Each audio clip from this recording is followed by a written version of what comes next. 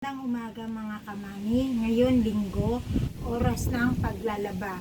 Ngayon mga mami, tuturuan ko kayo kung paano makakatipid tayo sa ating paglalaba sa pamamagitan ng paggamit ng paa sa paglalaba. Lalo na ang nilalaban natin ay mabibigat. Mga kamami, ito ang gagawin ko. Ibababad ko muna yung mga nilabhan sa yung mga kurtina sa planggana na may sabon. Patapos mami, ang gagawin ko, pagka nababad ko na siya, nakababad na siya, ngayon mami, ang gagawin ko ganito. Kasi ito kurtina, medyo matalas yung, may matalas siyang sabitan. Ang ginagawa ko mami, ganito.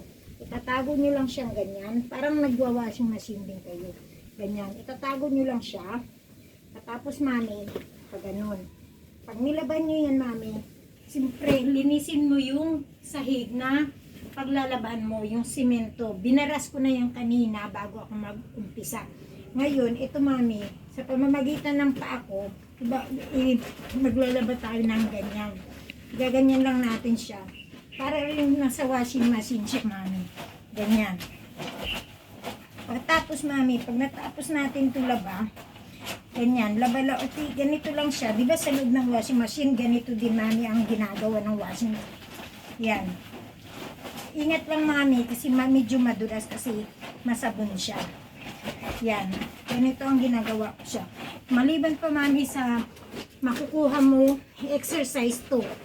Para kang nag-exercise din. Para kang sumasayaw. Para kang nagsusumba. Kasi, tingnan mo, gumagalaw ang buo mo katawan. Ingat lang mami, baka mamaya madulas ka. Ganyan. Yan. Pag naikot mo na siya mami, yan. Pag naikot mo na siya lahat, yan. Pwede mo na siya ulit tanggalin. Ngayon, ilalagay mo siya dyan sa tapos na. Yan. Bago ready na pagbanlaw. Sin ng simple mami na gagawin. Ganito. Bago mami, mamaya babalikan ko kayo ulit.